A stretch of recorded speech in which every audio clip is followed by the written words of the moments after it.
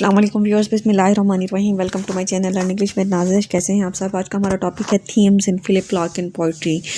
कि Philip Larkin की poetry में कौन कौन से थीम्स जो हैं वो उसने डिस्कस किए हैं। हमने उसकी पोइम्स 4 पोइम्स जो हैं हम उसकी रीड कर चुके हैं, उनकी टेक्स्ट को, उनके क्रिटिकल एनालिसिस को। तो ये हम जो है अब इसके थीम्स को डिस्कस करते हैं। थीम्स किसे कहते हैं? Themes are called general idea of literary work.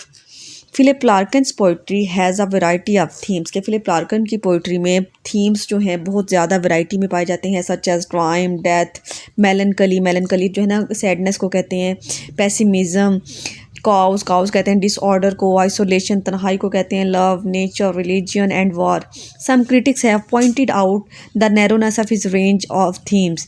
कि कुछ लोगों ने जो है, कुछ क्रिटिक्स ने उसके जो है ना नैरोनेस पे, तंगी पे, तंग नज़री पे जो है ना उसके थीम्स की क्रिटिसाइज़ किया है।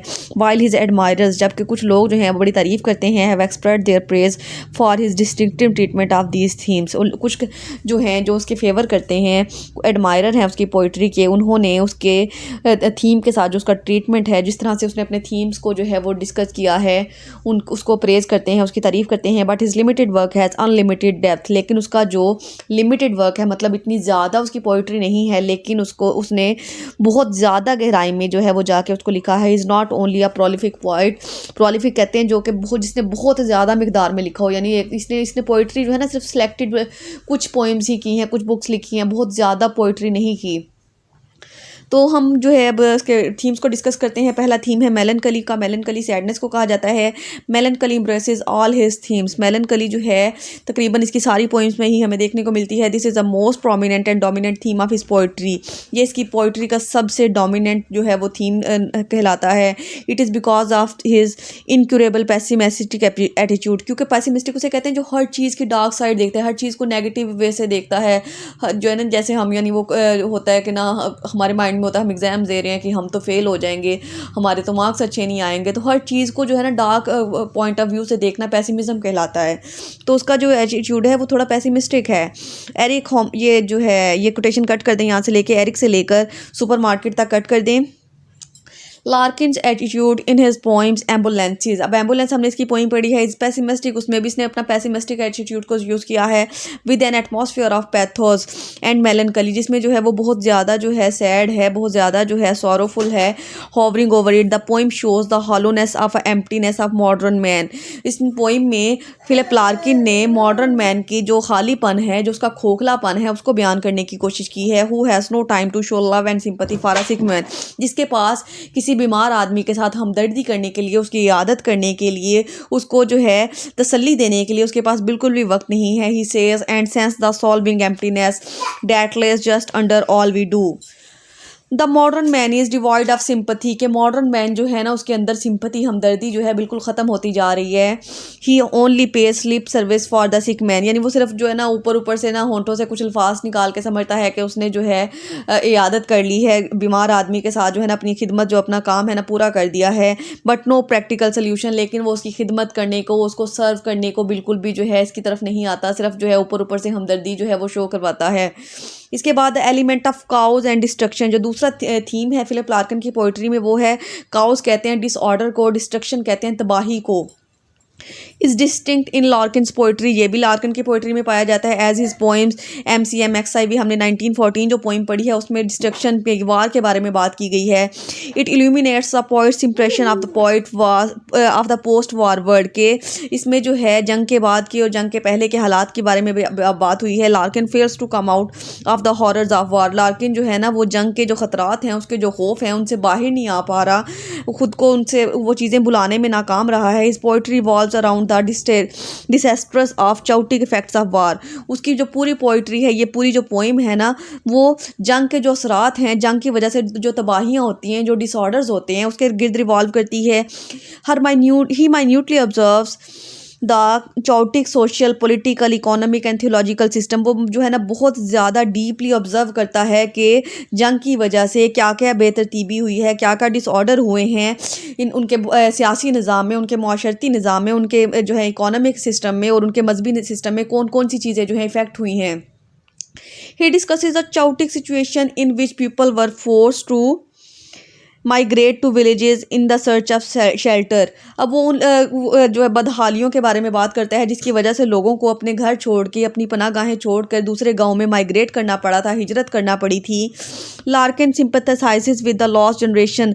लार्किन जो है लॉस्ट जनरेशन की बात करता है। लॉस्ट जनरेशन का मतलब वो होता है कि जो लोग जो है अपना जो है जंग के दौरान सब कुछ जो है वो खो चुके होते हैं, उनको अपनी ज़िंदगी के लिए दोबारा सर्वाइवल के लिए, अपने एग्जिस्टेंस के लिए दोबारा से स्ट्रगल करना पड़ती है, हर चीज़ को दोबारा से रीगेन करना पड़ता है, बहुत ज़्यादा मेहनत करना पड़ती है। And criticises at the craze for war. और अपने जो है जंग के बारे में उसको हर चीज़ जो है ना उसने इलेबोरेट की है, वो क्रेज़ की हद तक उसने जंग के जो हालात हैं ना वो बताए हैं। इसके बाद थर्ड जो उसका पोइम है वो है निहिलिस्टिक एंड पेसिमिस्टिक। निहिलिस्टिक और पेसिमिस्टिक कहते हैं कि हर चीज़ जो है वो नेगेटिविटी से देखा जाए। His poem church going shows nihilistic, और जो होता है कि जो किसी मजहबी अकीदे से इनकार करने वाला। His poem Church Going shows nihilistic and pessimistic approach. The poem deals with contemporary agnosticism. Agnosticism भी रिलीजन से मुतल्लिक होता है। The narrator in this poem is very sceptical. कि इसमें जो है नरेटर जो है वो खुद फिलिप लार्किन है। फिलिप लार्किन ने अपनी ज़ुबानी ये बात की है, पोइम लिखी है कि वो उसका जो अंदाज़ है ना बहुत ज़्यादा शकी है और बहुत ज़्यादा जो है ना वो चर्च के बारे में, चर्च को लेके बहुत कंफ्यूज है। उसका जो है अकीदा मजबूत नहीं है, कोई फेथ नहीं है उसका अपने रिलीजन पे। Larkin dilemma is not whether to believe in God और नॉट। लार्किन जो है इस बात में जो है इस कश्मकश में है कि वो खुदा पे यकीन करना चाहिए या नहीं करना चाहिए। But what a man can replace with God. फिर वो कहता है कि अगर खुदा नहीं हो तो उसको उसकी जगह पे कौन हो जिसके पे बंदा एतबार करे कि जो हर चीज़ को, हर निज़ाम को चला रहा है। तो वो ना खुदा को लेके बहुत कंफ्यूज है। उसका जो बिलीफ है ना वो अल्लाह पे जो है पुख्ता नहीं है, वो वहदानियत पे यकीन नहीं रखता। तो the church is the symbol of faith. तो चर्च जो है यहाँ पे अकीदे की, यकीन की अलामत है, पीस अमन की अलामत है, एंड प्योरिटी और खालस चीज़ की अलामत है। Yet in the modern age people have lost faith in church. जैसा कि मॉडर्न एज में, नए ज़माने में लोग जो हैं अपना चर्च से जो यकीन है वो ख़त्म कर चुके हैं। उनका जो इंटरेस्ट है वो चर्च में बहुत कम हो गया। वो सिर्फ जो है अपनी डेली जो उनकी इबादतें होती थी वो परफॉर्म करने के लिए नहीं जाते, बल्कि सिर्फ स्पेशल ओकेजन्स पे, सेरेमनीज़ वगैरह पे को सेलिब्रेट करने के लिए जो वहाँ पे जाते हैं। He says who will be the last the very last see to seek this place for what it was. वो कहता है कि कौन होगा आखिरी शख्स जो चर्च में जाया करेगा और बाद में ये जगह जो है ना वो किस काम आएंगी। जो चर्च वाली बिल्डिंग्स हैं इनका क्या होगा बाद में। And further says that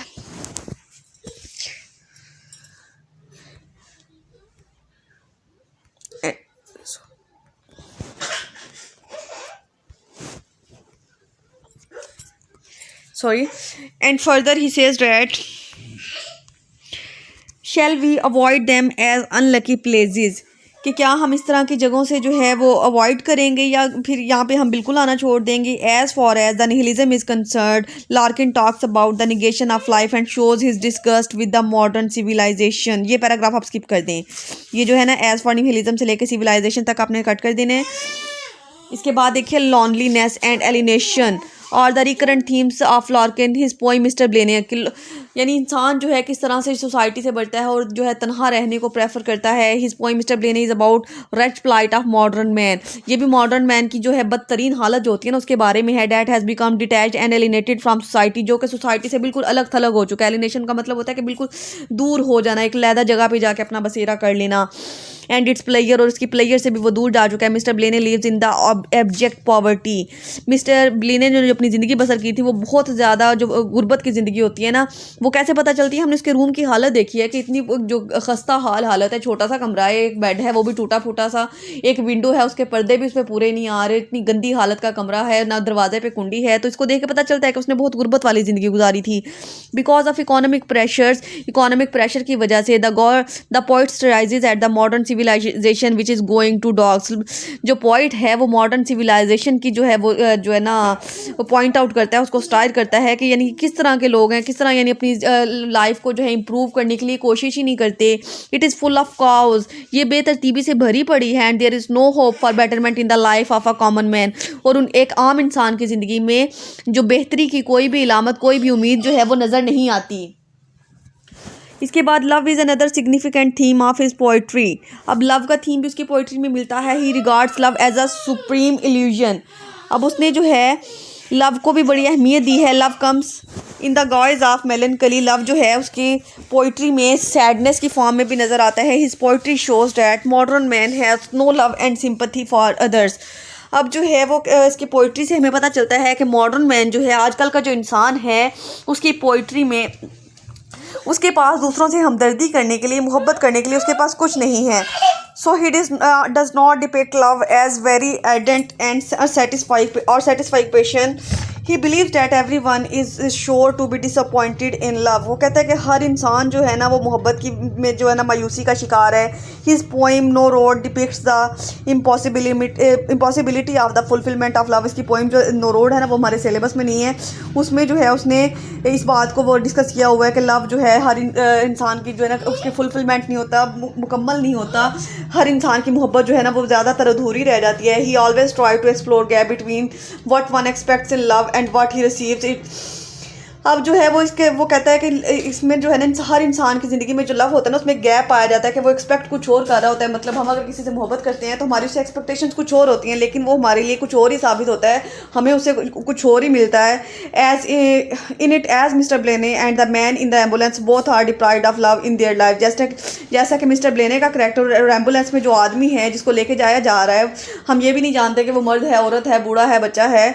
तो ये दोनों जो लोग हैं ना वो अपनी ज़िंदगियों में लव से ऐसा लगता है कि इनकी ज़िंदगी में मोहब्बत की जो है बहुत कमी है. मिस्टर ब्लेने का तो पता चल जाता है कि वो अलग रह रहा था, उसका कोई नहीं था, वो सिर्फ खुद ही जो अपनी छुट्टियों में जो था अपनी फैमिली के पास, अपनी रिश्तेदारों के पास, अपनी सिस्टर के पास चले जाया करता था. और जो एम्बुलेंस वाला आदमी है उसको लोग जो है सिर्फ हमदर्दी से कुछ लम्हा के लिए देखते हैं, बाद में उनका उसमें कोई इंटरेस्ट नहीं होता, वो अपने अपने कामों में लग जाते हैं. इसके बाद Larkin's pessimism leads him to contemplate about death. अब उसकी जो पेसिमिज्म है वो डेथ को भी बहुत ज़्यादा उसने एलैबोरेट किया है अपनी पोइम्स में. It is the dominant theme in his poetry. His imagination is always gripped with the idea of death. उसकी इमेजिनेशन में हर कहीं ना कहीं जो है ना वो आइडिया ऑफ डेथ को ज़रूर लेके आता है, डेथ के बारे में ज़रूर बात करता है. वो इस बात पे बड़ा पक्का बिलीव रखता है कि जो डेथ है वो एक यूनिवर्सल ट्रूथ है which made him a contemplative soul. Almost every critic noted his obsession with death. अब हर क्रिटिक जो है ना उसने ये नोट किया है कि इसका जो फिलिप लार्किन है ना इसको डेथ में बहुत ज़्यादा इंटरेस्ट है, ये डेथ के बारे में बात ज़रूर करता है. ही emphasizes on the omnipresence of death. वो इस बात पे जो है बहुत ज़ोर डालता है कि मौत जो है, मौत को झुठलाया नहीं जा सकता. हर जानदार ने मौत का जायका ज़रूर चखना है और कोई भी इंसान जो है ना वो मौत से बच नहीं सकता. इसके बाद है the theme of boredom and sadness, कि इसमें जो है वो बोर्डम की और उदासी की बात की है. बोर्डम का मतलब होता है कि उकता जाना, तंग आ जाना किसी चीज़ से. Also rules over Larkin's poetry. Insignificance of man is described in his poem going. Larkin writes in Dockery son that life is first boredom. अब उसकी जो पोइम डॉकरी सन है वो भी हमारे सिलेबस में नहीं है. उसमें उसने बोर्डम के बारे में बात की है कि ज़िंदगी जो है ना बहुत ज़्यादा जो है उकताहट से भरपूर होती है. His rejection of life was due to the fact that it never exercised many fascination for him. वो कहता है कि उसे ज़िंदगी से इसलिए इतना ज़्यादा लगाव नहीं था, इतनी ज़्यादा मोहब्बत नहीं थी, और वो मौत के में ज़्यादा इंटरेस्टेड इसलिए था क्योंकि उसकी ज़िंदगी में कोई भी फैसिनेटेड चीज़ नहीं थी, कोई भी जो इंटरेस्टिंग और जो अट्रैक्टिव चीज़ें होती हैं ना वो उसकी ज़िंदगी में नहीं पाई जाती थी. He says whether or not we uses life it goes again. In Dockery and Son he says childhood for him was a forgotten boredom. इसके बाद देखिए नेचर. अब नेचर का थीम भी मिलता है उसकी पोइट्री में. Nature is presented in Larkin's poetry as impersonal and neutral.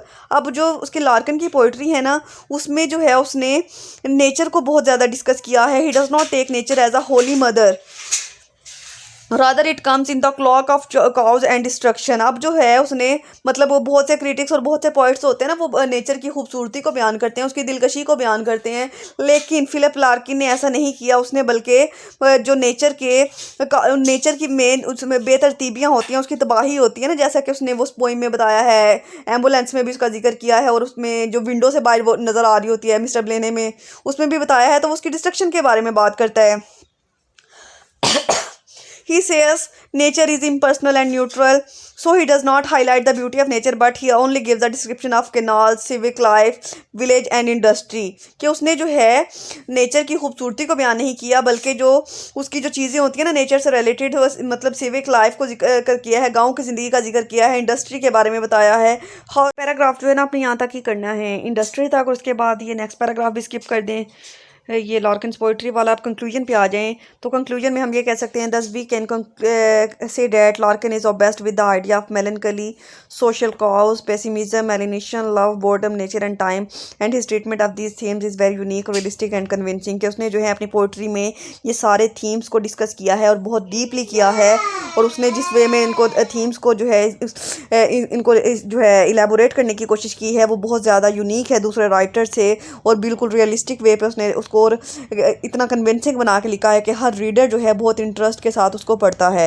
I hope so कि आपको इस लेक्चर की बहुत अच्छे से समझ आ गई। अगर कोई भी एम्बिग्यूटी है तो आप मुझसे पूछ सकते हैं और अगर वीडियो अच्छी लगे तो लाइक कमेंट एंड शेयर ज़रूर करें।